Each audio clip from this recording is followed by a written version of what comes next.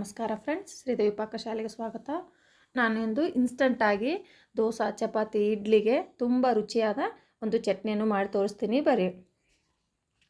ಮೊದಲಿಗೆ ನಾನು ಇಲ್ಲಿ ಗ್ಯಾಸ್ ಆನ್ ಮಾಡಿಕೊಂಡು ಅದರ ಮೇಲೆ ಒಂದು ಪ್ಯಾನನ್ನು ಇಟ್ಟುಕೊಂಡು ಅದಕ್ಕೆ ಸ್ವಲ್ಪ ಎಣ್ಣೆಯನ್ನು ಹಾಕಿಕೊಂಡಿರುತ್ತೇನೆ.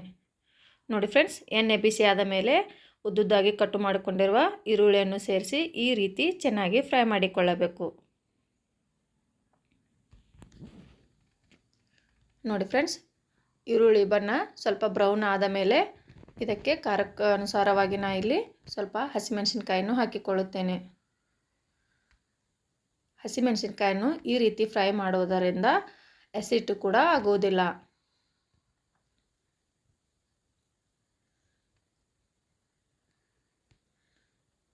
ಈ ಚಟ್ನಿಯನ್ನು ತುಂಬ ಇನ್ಸ್ಟಂಟಾಗಿ ಮತ್ತು ರುಚಿಯಾಗಿ ಮಾಡಿಕೊಳ್ಳಬಹುದು. ನಂತರ ಈರುಳ್ಳಿ ಮತ್ತು ಹಸಿಮೆಣಸಿನ್ಕಾಯಿ ಫ್ರೈ ಆದ ಮೇಲೆ ಒಂದು ಸ್ವಲ್ಪ ಬೆಳ್ಳುಳ್ಳಿ ಮತ್ತು ಅರ್ಧ ಇಂಚಿನಷ್ಟು ಶುಂಠಿಯನ್ನು ಹಾಕಿಕೊಳ್ಳುತ್ತೇನೆ. ನೋಡಿ ಫ್ರೆಂಡ್ಸ್, ಹಸಿ ಶುಂಠಿ ಆರೋಗ್ಯಕ್ಕೂ ಕೂಡ ತುಂಬ ಒಳ್ಳೆಯದು. ಇದನ್ನು ಹಾಕಿ ಮಾಡೋದರಿಂದ ಚಟ್ನಿ ಟೇಸ್ಟ್ ಇನ್ನೂ ರುಚಿಯಾಗಿರುತ್ತದೆ. ನೋಡಿ, ಎಲ್ಲವನ್ನು ಈ ರೀತಿ ಗ್ಯಾಸನ್ನು ಲೋ ಫ್ಲೇಮಲ್ಲಿ ಇಟ್ಟುಕೊಂಡು ನೀಟಾಗಿ ಫ್ರೈ ಮಾಡಿಕೊಳ್ಳಬೇಕು.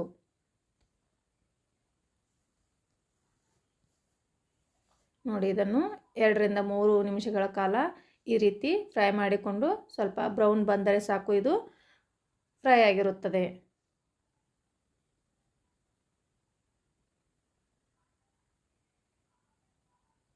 ನೋಡಿ ಫ್ರೆಂಡ್ಸ್, ನಿಧಾನವಾಗಿ ಇದನ್ನು ಈ ರೀತಿ ಹುರಿದುಕೊಳ್ಳಬೇಕು. ನಂತರ ಇದಕ್ಕೆ ಸ್ವಲ್ಪ ಜೀರಿಗೆಯನ್ನು ಹಾಕಿಕೊಳ್ಳುತ್ತೇನೆ. ಜೀರಿಗೆಯು ಕೂಡ ಸ್ವಲ್ಪ ಬಿಸಿಯಾಗಬೇಕು.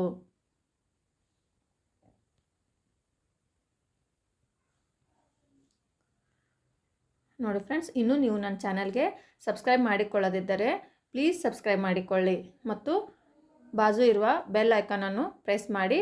ನಾನು ಹಾಕುವ ವಿಡಿಯೋ ನೋಟಿಫಿಕೇಷನ್ ಫಸ್ಟ್ ನಿಮಗೆ ಬರುತ್ತದೆ. ನೋಡಿ ಫ್ರೆಂಡ್ಸ್, ನಿಧಾನವಾಗಿ ಇವೆಲ್ಲವನ್ನು ಫ್ರೈ ಮಾಡಿಕೊಂಡು ನಂತರ ಫ್ರೆಶ್ ಆಗಿರೋ ಸ್ವಲ್ಪ ಕೊತ್ತಂಬರಿಯನ್ನು ಸೇರಿಸಿಕೊಳ್ಳುತ್ತೇನೆ. ಈ ರೀತಿ ಫ್ರೈ ಮಾಡಿಕೊಂಡು ಚಟ್ನಿ ಮಾಡಿಕೊಳ್ಳೋದರಿಂದ ಚಟ್ನಿ ಟೇಸ್ಟ್ ತುಂಬ ರುಚಿಯಾಗಿರುತ್ತದೆ.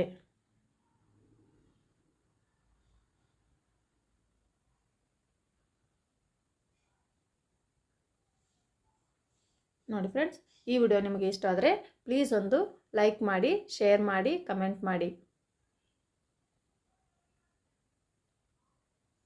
ನೋಡಿ, ಈ ರೀತಿ ಫ್ರೈ ಆದ ಮೇಲೆ ನಂತರ ಇದಕ್ಕೆ ನಾನು ಇಲ್ಲಿ ಹುಳಿಗೋಸ್ಕರ ಒಂದು ಟೊಮ್ಯಾಟೋವನ್ನು ಸಣ್ಣದಾಗಿ ಕಟ್ ಮಾಡಿಕೊಂಡು ಹಾಕಿಕೊಳ್ಳುತ್ತೇನೆ.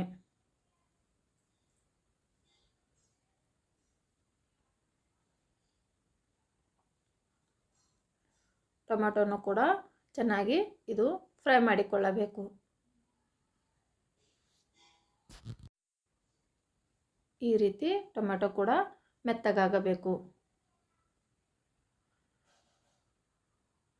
ನೋಡಿ ಫ್ರೆಂಡ್ಸ್, ಇದನ್ನು ಚಪಾತಿ, ರೋಟಿ ಮತ್ತು ಇಡ್ಲಿ, ದೋಸೆ ಎಲ್ಲದಕ್ಕೂ ಇದು ಸೂಪರ್ ಆಗಿರುತ್ತದೆ.